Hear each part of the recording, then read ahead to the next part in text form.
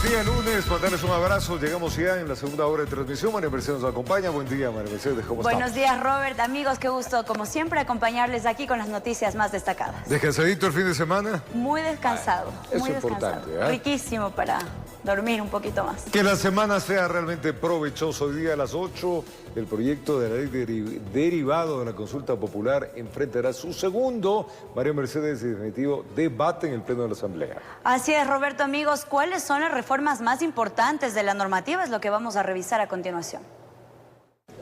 El Pleno de la Asamblea Nacional votará este lunes por la aprobación de la ley orgánica para la aplicación de la consulta popular. La semana pasada, la comisión ocasional que tramita este proyecto validó el texto enviado por el Ejecutivo sin mayores cambios y modificaciones en cuanto al endurecimiento de penas. Probablemente muchos disentirán, muchos pensarán que en algunos casos es poco, que en otros casos es mucho. Queda exactamente tal cual lo planteó el presidente de la República y tal cual pasó el primer debate en el Pleno de la Asamblea Nacional. A petición de varias bancadas, la comisión reformó el artículo 260 del Código Integral Penal referente a la minería artesanal ilegal. La minería artesanal será sancionada con pena privativa de libertad de 13 a 16 años, salvo que se demuestre que la actividad artesanal minera es lícita, para lo cual deberá justificar el respectivo permiso otorgado por la autoridad competente. Al que se aplique estas penas siempre y cuando sea una minería artesanal ilícita. Cuando tengan todo legal no tiene por qué aplicarse, más que todo son personas que buscan el bien de llevar el pan a su casa. Aprobar el endurecimiento de penas tal como lo envió el presidente de la República fue una decisión cuestionada por varias bancadas. En el área penal las observaciones tienen que ser técnicas, no pueden ser políticas, ni decir que alguien que robó algo puede tener la misma pena que alguien que está involucrado en delincuencia organizada, en narcotráfico. Se pretende de manera populista agravar dichas acciones penales que no tienen tanta gravedad. Una de las pocas modificaciones que recibió este proyecto guarda relación con la ley de extinción de dominio, misma que ya no requiere de sentencia ejecutoriada. Y se aceptan las excepciones que se plantean en el proyecto, que tienen que ver con la delincuencia organizada para poder instaurar sin sentencia ejecutoriada contra quienes están en grupos de delincuencia, narcotráfico, y ahí hemos incorporado a estas personas que con terno y corbata pululan en las instituciones públicas y los delitos contra el Estado. Concusión, cohecho. Pese a las observaciones realizadas por Fiscalía y varios expertos, en el informe final también se redujo el plazo de indagación y verificación preliminar de bienes a 30 días y se adelantó la investigación patrimonial para extinción de dominio a un plazo de 3 meses. Informó Álvaro Terán.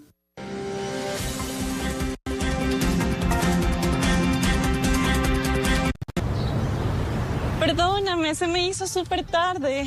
Tranquila, no te preocupes, pero cuéntame qué te pasó. Te cuento que no pude sufragar en las últimas elecciones y necesito presentar el certificado de votación para vender mi vehículo. Por eso debo ir al CNE. Tú, como lo sabes todo, ¿qué es lo que tengo que hacer? Tú de ley debes pagar los $46 de la multa. Ah, ya. ¿Y mi mami, que estuvo enferma, también debe pagar la multa? No, solo debe presentar un certificado médico avalado por un centro de salud público o privado. En mi caso, no tuve que pagar la multa, porque estuve fuera del país. Solo presenté el pasaporte, aunque también puedes presentar un certificado migratorio. Entiendo. Entonces, ¿tomamos el café y me acompañas? Dale, te acompaño. Para realizar el trámite de justificación, descarga el formulario en www.cne.gov.es. Consejo Nacional Electoral.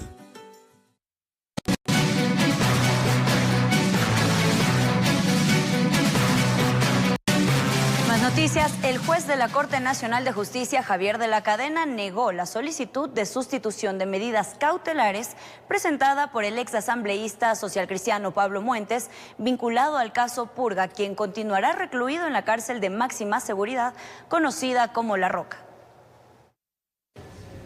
El ex asambleísta social cristiano y líder de la estructura criminal que operaba desde la Corte de Justicia del Guayas, Pablo Muentes, continuará recluido en la cárcel de La Roca mientras se desarrolla el proceso judicial del caso Purga.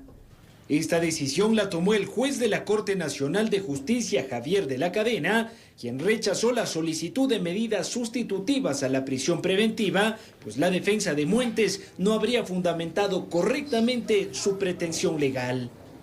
El juzgador de esta causa dispuso al SNAI emitir en un plazo de 72 horas un informe donde se detallen las atenciones médicas proporcionadas a Muentes con el objetivo de evidenciar si se ha cumplido o no con su derecho a la salud.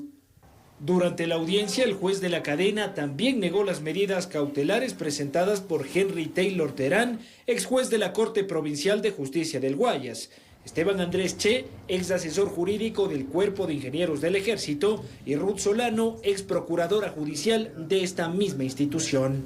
La única medida cautelar que fue concedida por Javier de la Cadena fue la de Nelson Ponce Murillo, ex juez de la Corte Provincial de Justicia del Guayas, involucrado en el caso Purga. Para él, se giró una boleta de excarcelación y se estableció la presentación periódica ante Fiscalía. Informó Álvaro Terán. Una vez finalizada la instrucción fiscal del caso Purga, la fiscal general del Estado, Diana Salazar, solicitó a la Corte Nacional de Justicia fecha y hora para efectuar la audiencia preparatoria del juicio y desarrollo del nuevo testimonio anticipado. ¿De qué se trata esta vez? Vamos a contarles. Los 25 procesados dentro del caso Purga aguardan por la fecha y hora de la audiencia preparatoria de juicio, en la cual la fiscal general del Estado, Diana Salazar, determinará responsabilidades en contra de los implicados en esta estructura de delincuencia organizada. Solano forma parte de la lista de testigos protegidos en este caso y detallará sus relaciones con la expresidenta de la Corte del Guayas, Fabiola Gallardo, a quien habría transferido altas sumas de dinero a cambio de favores judiciales en beneficio del Cuerpo de Ingenieros del Ejército. Durante la instrucción fiscal de este caso, se conoció que Solano habría financiado la remodelación de un salón de la Corte del Guayas, esto para congraciarse con Gallardo y obtener fallos judiciales favorables a sus intereses. En el caso Purga ya se efectuaron 2 testimonios anticipados. El pasado 3 de junio, Daniel Salcedo y Mayra Salazar revelaron los detalles del funcionamiento de esta estructura delincuencial que operaba al interior de la Corte de Justicia del Guayas. Informó Álvaro Terán. Mientras tanto, el expresidente del Consejo de la Judicatura, Wilman Terán, y la ex vocal de esta institución, Maribel Barreno, están a la espera de la resolución del conjuez de la Corte Nacional de Justicia, Julio Inga, quien decidirá en los próximos días si los llama o no a juicio. Los detalles de esta audiencia se los contamos. Tras 6 intentos fallidos, la Corte Nacional de Justicia finalmente logró instalar la audiencia preparatoria de juicio en el caso Independencia Judicial, el cual investiga a 11 procesados, entre ellos el expresidente de la Judicatura, Wilman Terán, y la ex vocal de esta institución, Maribel Barreno, por el supuesto delito de obstrucción de la justicia. Durante la audiencia, la defensa de Terán y Barreno solicitó se declare la nulidad del juicio, pues Fiscalía supuestamente habría mutilado 105 hojas del expediente, afectando así el derecho a la defensa de los implicados. Estos errores de procedimiento fueron desmentidos por el fiscal subrogante, quien tildó de falacias las argumentaciones de Terán y Barreno. El fiscal Wilson Toalinga solicitó al juez de esta causa que declare la validez de todo lo actuado a fin de continuar con el desarrollo del proceso. Mientras hizo uso de la palabra, Wilman Terán lanzó varias acusaciones contra la fiscal general del Estado. El expresidente de la Judicatura leyó varios chats que supuestamente habría mantenido con Salazar, en los cuales se hablaba del proceso disciplinario iniciado contra el ex juez de la Corte de Justicia, Walter Macías. Esta comunicación con la fiscal, señaló Terán, echaría abajo el juicio en su contra por una supuesta vulneración del proceso. El fiscal subrogante rechazó las acusaciones de Wilman Terán e indicó que no tienen validez procesal. Además, instó al conjuez Inga a no permitir que el acusado utilice a la justicia para referirse a otros procesos penales que se siguen en su contra. El caso Independencia Judicial investiga a los exfuncionarios de la Judicatura, quienes presuntamente se habrían confabulado para destituir al juez Walter Macías, quien tenía a su cargo un juicio por tráfico de influencias en contra de los exvocales de esta institución, Maribel Barreno y Juan José Morillo. Informó Álvaro Terán. 7 jueces y una secretaria fueron suspendidos por el Consejo de la Judicatura luego de haber sido vinculados dentro del caso Plaga. Hasta la fecha, más de 70 funcionarios han sido desvinculados de sus cargos al haber sido parte de actos de corrupción en el sistema de justicia. Veamos. El Pleno del Consejo de la Judicatura resolvió este 5 de julio suspender a 8 funcionarios de justicia tras haber sido investigados por presunta delincuencia organizada dentro del caso Plaga. La sanción contempla 90 días de suspensión, al igual que sus remuneraciones. La vocal de la institución, Yolanda Yupanqui, señaló que dichos funcionarios prestaban sus servicios en las provincias de Santo Domingo de los Áchilas, El Oro y Guayas. En fechas anteriores, la Fiscalía, en una audiencia, involucró a 17 personas en el caso Plaga. De esos son 7 jueces y una secretaria, en donde se establece que ha habido una verdadera comercialización de sentencias, de actos y de situaciones que los jueces permitían, especialmente con las acciones de protección, con los habeas corpus y emitiendo órdenes de libertad incluso a sentenciados, a delincuentes que ya tenían sentencia. Los funcionarios suspendidos son los jueces Jorge Montero, Patricio Calderón, Galo Luzuriaga de la Corte Provincial de Santo Domingo, los jueces Jorge Armendáriz, José Guzmán de la Unidad Judicial de Santo Domingo de los Áchilas, Melanie Alarcón, secretaria de esta misma unidad judicial, Adriana Samara, jueza de la Unidad Judicial del Guayas, y Luis Lucero, juez de la Unidad Judicial de El Oro. Desde que Fiscalía puso en evidencia el entramado de corrupción en el sistema de justicia del país, más de 50 funcionarios han terminado desvinculados de la función judicial. La última vez que hice una revisión eran 57, pero ha sufrido variaciones, entonces para más, sí. Y ese es el problema, porque para más jueces que no los tenemos.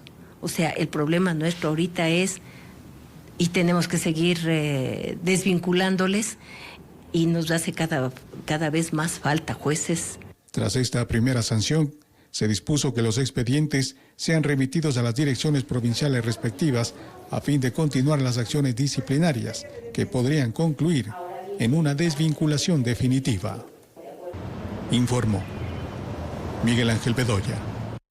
4 consejeros del Consejo de Participación Ciudadana y Control Social podrían ser removidos en funciones, esto debido a una supuesta infracción electoral que habrían cometido cuando postularon como candidatos a ese organismo. Se trata de la denominada Liga Azul afín al correísmo, que nuevamente está en el centro de atención, esta vez tras una supuesta falta electoral grave que habrían cometido los consejeros del Consejo de Participación Ciudadana y Control Social, Augusto Verduga y Yadira Santos, además de los suplentes Eduardo Francolor y Marisol Párraga. Que la ley prohíbe que los candidatos a consejeros de participación ciudadana hagan campaña por su cuenta, ¿sí? Y que manejen fondos de campaña. ¿Por qué? Porque el único organismo a través del cual ellos podían haber hecho campaña era el Consejo Nacional Electoral, a través de los recursos públicos que destinaba dentro del presupuesto de las elecciones para que puedan hacer campaña. Esteban Ron, experto en temas electorales, refiere que una vez presentada la denuncia, el juez del Tribunal Contencioso Electoral, Fernando Muñoz, admitió a trámite, fijando para el 24 de este mes la audiencia. Esta es una primera instancia. Cualquiera de las partes, dependiendo del resultado que se tenga, puede, en primer lugar, presentar recursos horizontales, que son las aclaraciones y ampliaciones, pero también podrían apelar. ¿Qué pasa en la apelación? Conocerá el Pleno del Tribunal Contencioso Electoral dicha infracción, obviamente sacando de ese pleno al juez que sustanció en una primera instancia. Y puede cambiar la resolución. Y podría cambiarse la resolución. De ser el caso, existe una tercera opción, que sería acudir a la Corte Constitucional, con una acción extraordinaria de protección. La acción extraordinaria de protección sí podría cambiar, ¿sí?, el resultado de la sentencia siempre y cuando se determine en vulneración de ciertos derechos, principalmente en el ámbito de los derechos del debido proceso y las garantías del debido proceso. El supuesto delito se habría cometido en las elecciones del 5 de febrero del 2021. La denuncia la presentaron Santiago Beddat y Pamela Troya. Las infracciones graves en este caso prevén 3 tipos de sanciones: una sanción económica, una destitución y o suspensión de los derechos políticos. Las otras personas que no están en ejercicio del cargo público podrían tener una suspensión de derechos políticos. ¿Qué significa esto? Que no podrían ser candidatos en el caso de que en su espectro pretendan ser candidatos para alguna dignidad. Lo que podría ser de 2 a 4 años, informó Héctor Romero. La Fiscalía General del Estado presentó 42 pruebas documentadas en el 7º día de audiencia, esto por el juicio del crimen de Fernando Villavicencio. Sin embargo, los jueces de la causa rechazaron 23 pruebas y aceptaron solo 18. La audiencia fue suspendida y continuará este próximo 12 de julio. Este 5 de julio se cumplió el 7º día de audiencia de juicio en contra de los 5 implicados en el asesinato de Fernando Villavicencio. En esta jornada, la Fiscalía General presentó sus pruebas documentales y estaba prevista que las defensas de los procesados presenten a sus testigos. En el desarrollo de esta diligencia, la fiscal Ana Hidalgo presentó 42 pruebas, de las cuales 23 fueron rechazadas por los jueces que deliberaron sobre estos insumos. Verónica Zarauz, viuda de Villavicencio, señaló que esto dejaría en evidencia una falta de investigación por parte del Ministerio Público, por lo que solicitaría el cambio de la fiscal a cargo. No dio el resultado que yo esperaba que se dé, pues han sido unas investigaciones muy negligentes por parte de la fiscal que lleva el caso. Voy a solicitar que sea cambiada la fiscal del caso porque la negligencia de la señora no ha permitido que se vinculen a todas las personas que deberían estar vinculadas. Para Zarauz, tras 7 días de audiencia, queda un sabor amargo, por cuanto aún existen cabos sueltos que no han sido aclarados durante estas diligencias. Un sinnúmero de cabos sueltos que quedan aquí. En realidad estamos recién empezando un proceso que va a ser largo y doloroso además, pero nosotros vamos a seguir exigiendo transparencia por parte de la Fiscalía. Más de 250 testigos tenía la Fiscalía convocados y se presentaron 72 testigos. Fiscalía no pudo ubicarles, no se presentaron, no querían. Existe inconformidad por parte de Verónica Zarauz sobre cómo se ha venido desarrollando este proceso y no descarta con acudir a instancias internacionales. Este caso no se va a resolver en la justicia ordinaria dentro del país. Iremos a instancias internacionales porque estamos viendo el manto de la ineficacia de la policía, de la inoperancia de fiscalía y sobre todo estamos viendo que hay muchos intereses oscuros aquí y están tratando de proteger a mucha gente poderosa que estaba interesada en silenciar la voz de Fernando. Los abogados de los 5 procesados solicitaron la suspensión de la audiencia para poder reunirse con sus defendidos y definir si van a rendir testimonio o se acogerán al silencio. El juez acogió el pedido, por lo que la audiencia se reinstalará el próximo viernes 12 de julio, informó Miguel Ángel Bedoya. Y en otro tema, la Comisión de Seguridad de la Asamblea Nacional inició un proceso de investigación por el presunto femicidio de la subteniente Aidita Ati, ocurrido al interior del fuerte militar Napo el pasado sábado 29 de junio.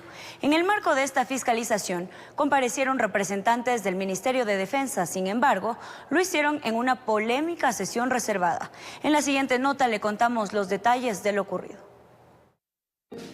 El presunto femicidio de la subteniente Aidita Ati al interior de un complejo militar ha consternado a todo el Ecuador.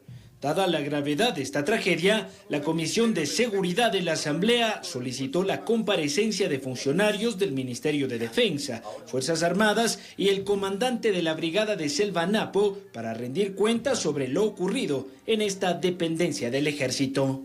La resolución de la Comisión de Seguridad es de establecer una especie de proceso de fiscalización a todo este conjunto de acciones que se deben dar a raíz de este lamentable asesinato.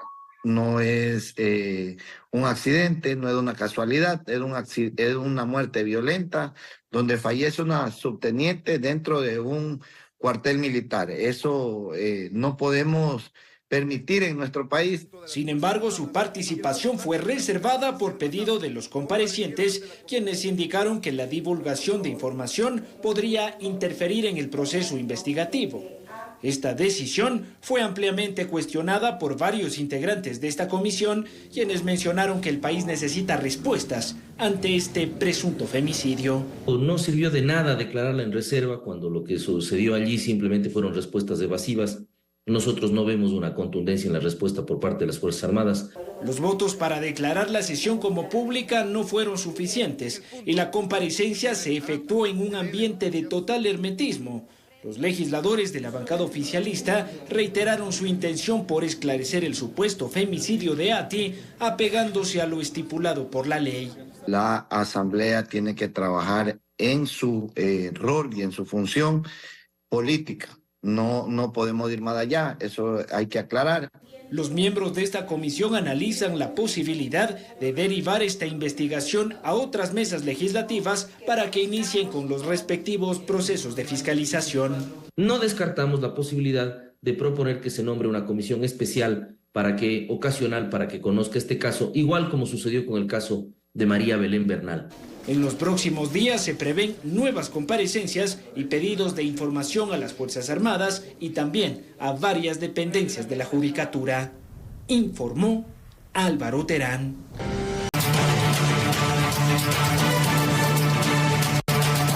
La carrera a la presidencia de la República ya ha iniciado y hasta el momento 6 precandidatos presidenciales han confirmado su participación. Esto en los comicios generales del 2025. ¿Quiénes buscan llegar al Palacio de Gobierno, a Carondelet? ¿Qué partidos ya definieron sus cartas políticas? Bueno, preste atención, acá le contamos. A 7 meses de las elecciones generales 2025, Ecuador ya cuenta con 6 precandidatos presidenciales quienes buscarán adueñarse del sillón de Carondelet.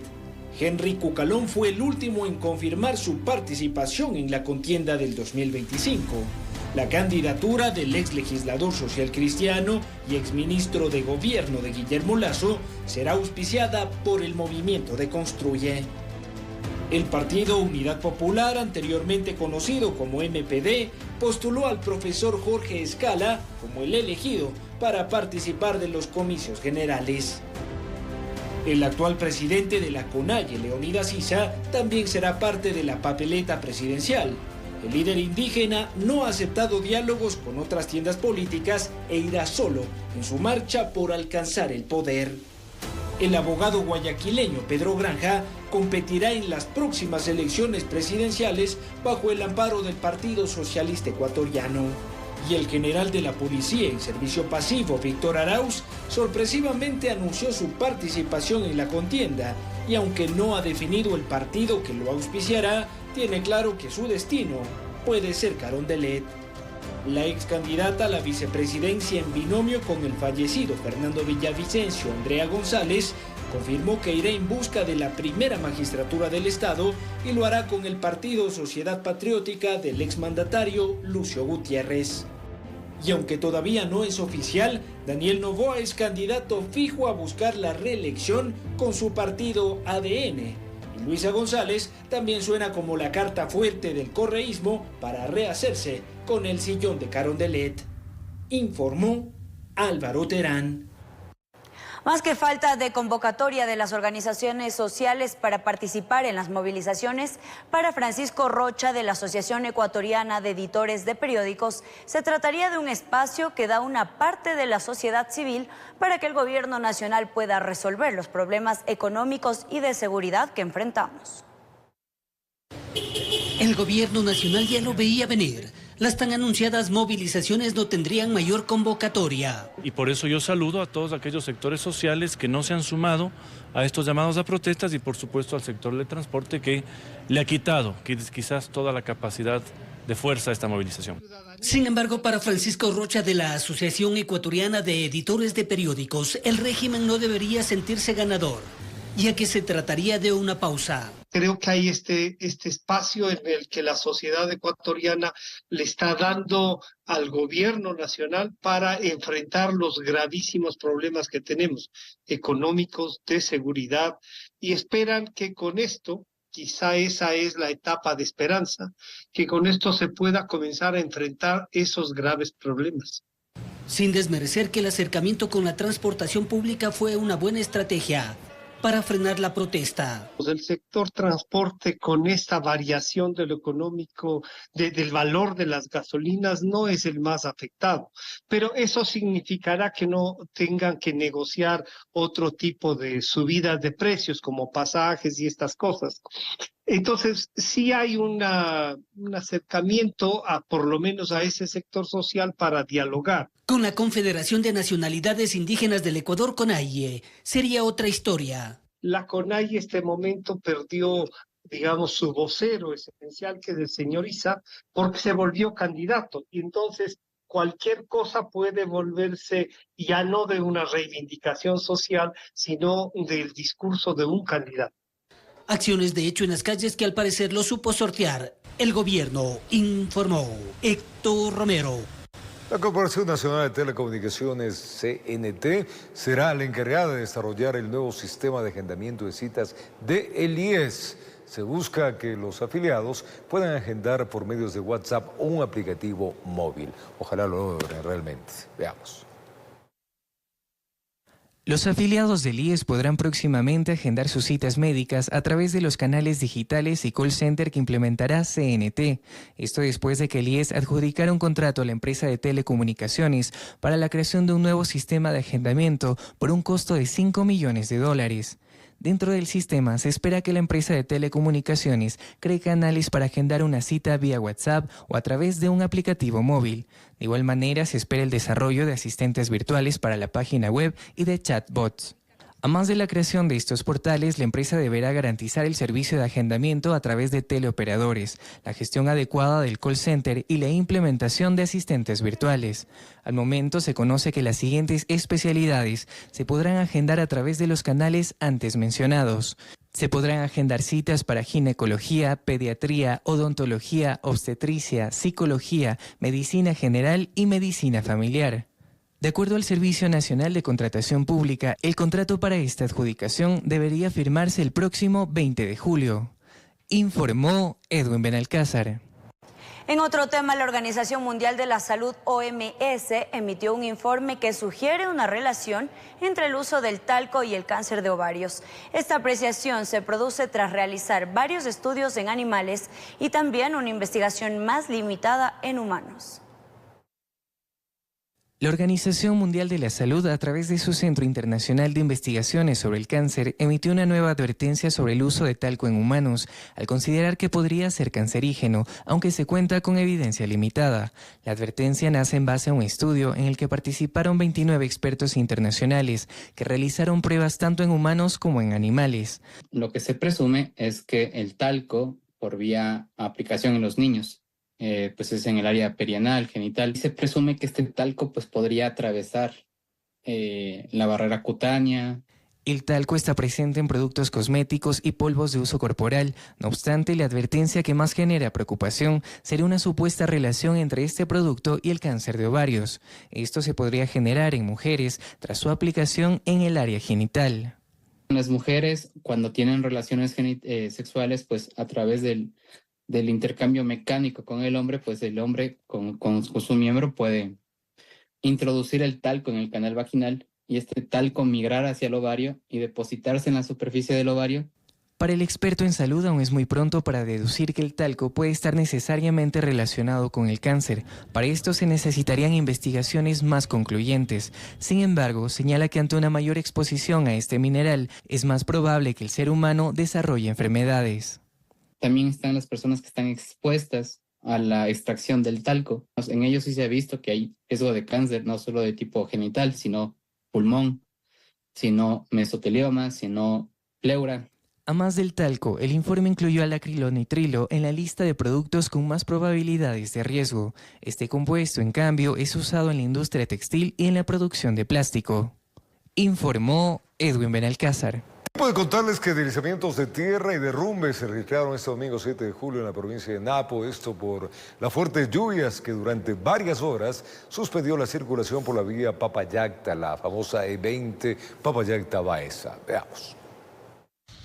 Continúan las lluvias en la provincia de Napo. Esto ha provocado un deslizamiento de tierra obligando al cierre total de la vía E20 Papayacta-Yede-Baeza. Siendo las 9:58 de la mañana de este domingo 7 de julio, el Ministerio de Transporte y Obras Públicas anunció la restricción vehicular en el sector Maspa, producto de un aluvión. La maquinaria se movilizó hasta la zona y para la 1:53 p.m, la circulación por un carril fue habilitada. Continuando con la limpieza de barro y sedimentos, para las 5:43 p.m, los dos carriles de la vía E20 Papayacta-Baeza en el sector Maspa fueron habilitados, pero no fue por mucho tiempo, pues a eso de las 8 de la noche del domingo se vuelve a cerrar la vía y a las 9:17 p.m. el Ministerio de Transporte y Obras Públicas anunció otro derrumbe, pero esta vez en el sector de Chusalongo, dejando nuevamente la carretera completamente cerrada. Según la última información reportada hasta el cierre de esta nota, nueva maquinaria llegó al sector para realizar trabajos de limpieza. Por lo tanto, le informamos que hasta el cierre de esta entrega, la vía E20 Papayacta-Yede-Baeza se encuentra totalmente cerrada.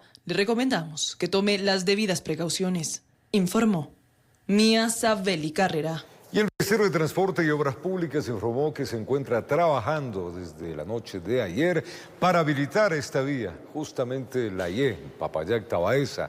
Hasta el momento se ha logrado habilitar, dicen, un carril, pero continúan labores de limpieza. Se pide a la ciudadanía que circule con precaución, respetando normas de tránsito y evidentemente vaya despacio en esa zona. 7 de la mañana con 33 minutos, momento de contarles que un hombre fue detenido en Pedernales con más de 2.000 gramos de sustancias sujetas a fiscalización en su poder. La policía habría dado con el paradero de este sujeto por alertas ciudadanas. Comerciantes de la playa de Cojimíes en Pedernales alertaron a la policía de un presunto vendedor de droga que deambulaba la zona. Luego de algunas investigaciones, los uniformados lograron dar con el paradero de este hombre, de nacionalidad ecuatoriana, tras un allanamiento de un inmueble en el sector de Nueva Esperanza. Donde se logró la aprehensión de una persona que tenía en su posesión sustancias sujetas a fiscalización. Conjuntamente con todos estos indicios asociativos, serán puestos a órdenes de la autoridad competente para que pueda realizar el juzgamiento. Al ingresar al domicilio, la policía se encontró con varias novedades. En una mochila lo guardaba y sobre la mesa de la sala las organizaba.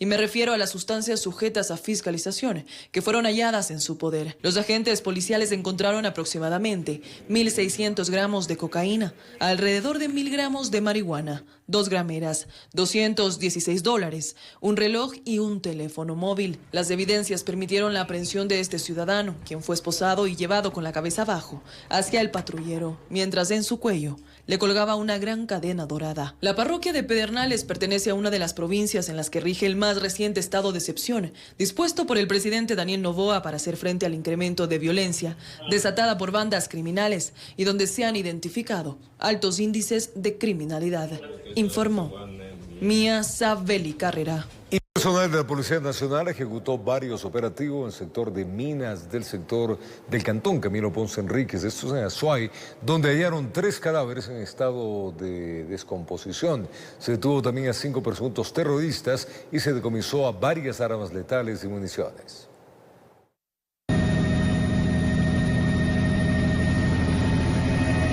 La Policía Nacional continúa lanzando operaciones por aire y tierra en las inmediaciones de las minas que están en poder de grupos terroristas. Es así que el pasado 5 de julio en una de estas incursiones se hallaron semienterrados varios cuerpos. Por el sector de la mina La Toronja, en donde se ubicó 2 cuerpos de sexo femenino y un cuerpo de sexo masculino que posiblemente hayan sido victimados en días anteriores, ya que se encontraban en estado de putrefacción. De igual forma se encontró una pieza anatómica, una pierna del costado izquierdo. Para el día 6 de julio se continuó con los operativos, esta vez en otra mina. Allí los uniformados fueron recibidos a bala por sujetos armados.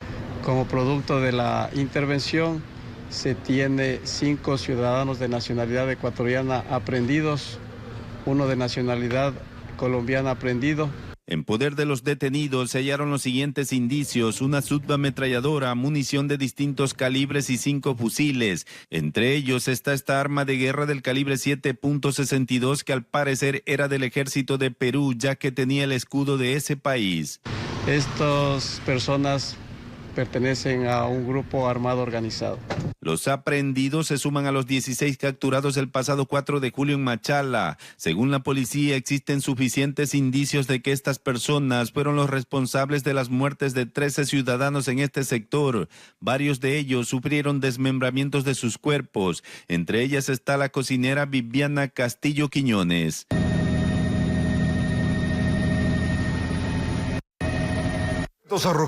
Sujetos arrojaron un artefacto explosivo en una farmacia en el suroeste de Guayaquil. No hubo personas heridas, pues el explosivo no se detonó. Miremos. Vinieron un negro alto, moreno, joven, unos 16 años, 17, y tiró y se fue campante por ahí. Se fue todo. Y ahí vino la policía y se llevó eso.